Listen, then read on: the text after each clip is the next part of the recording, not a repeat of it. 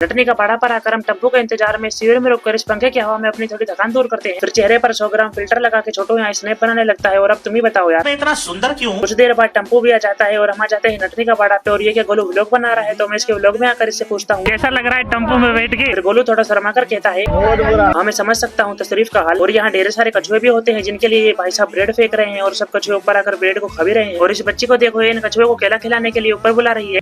अब बच्चे तो बच्चों वाली ही बात करेंगे, बाकी ये व्यू देखो कितना ब्यूटीफुल है। इसके बाद हम थोड़ा फोटोशूट करके बाहर आ जाते हैं और छोटू यहाँ सबके लिए आइसक्रीम ले लेता है। यहाँ गर्मी भी अपनी चरम सीमा पर होती है। तो मैं सूरज जी से कहता हूँ तुम्हें शर्म नहीं आती कि हम जैसे कली से भी कोमल बच्चों पर अत्याचार करते हुए। फिर हम आइसक्रीम खाते हुए चल देते हैं और आप इन लोगों को देखो ये कैसे गाड़ियों में लबालब भर के भरतरी जा रहे हैं। कौन है ये लोग? हम कहीं बाबा के जाए और हमें रास्ते में भंडारा न मिले, ऐसा तो हो ही नहीं सकता। और भंडारा भी कड़ी कचौरी का है। तो बारी बारी से सब अपनी कचौरी लेकर सब साथ में बैठ के इसका स्वाद लेते हैं। और यहाँ की गर्मी से तो छोटू की शक्ल का रंग उड़ जाता है, चॉकलेटी हो गया भाई। फिर हम कचौरी निपटा के आ जाते हैं भरतरी। और पूरे रास्ते में तो भयंकर गर्मी थी और यहाँ आते ही बारिश के कारण रास्ते ही खत्म हो गए। यहाँ से आगे गाड़ी अलाउ नहीं होती, तो हम पार्किंग में अपनी गाड़ी खड़ी करके यहाँ से आगे चल देते हैं। और आगे आकर हम देखते हैं कि हमारी गैर मौजूदगी में आइसक्रीम खाई जा रही है। फिर हम इनसे कुछ कहते हैं, उससे पहले ही तन्नू हमें भी आइसक्रीम दिला देती है।